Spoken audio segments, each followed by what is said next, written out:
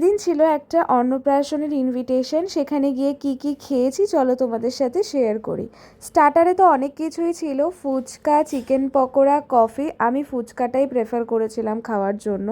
এরপর চলে যাই মেন কোর্সে। ফার্স্টেই ছিল নানপুরি আর চানা মশলা। যে কোনো বেবি নানের থেকে আমার এই নানপুরি আর চানা মশলার কম্বোটাই একটু বেশি কেন জানি না ভালো লাগে। তারপরে পাতে পড়ে গিয়েছিল ভাত, মুড়িঘণ্ট, ডাল আর ঝুরি আলু ভাজা। এরপর ছিল কাতলা মাছের কালিয়া। অ্যাট লাস্ট চলে আসে ফ্রাইড রাইস আর চিকেন কষা। চিকেনটা এত ভালো টেস্ট হয়েছিল যে আমি পরে আরও দুটো নিয়েছিলাম। এরপর ছিল ম্যাঙ্গো চাটনি আর পাঁপড়। আর প্রত্যেকে না এই নিমন্ত্রণ বাড়িতে গিয়ে চাটনি পাঁপড়টা কে কে আমার মতন করে ডুবিয়ে ডুবিয়ে খাও আমাকে কিন্তু কমেন্টে জানাবে।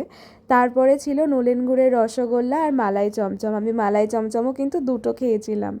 এরপর একটা হজমোলা আর লাস্টে একটা আইসক্রিম নিয়ে বাড়ি চলে আসি। ওকে, বাই।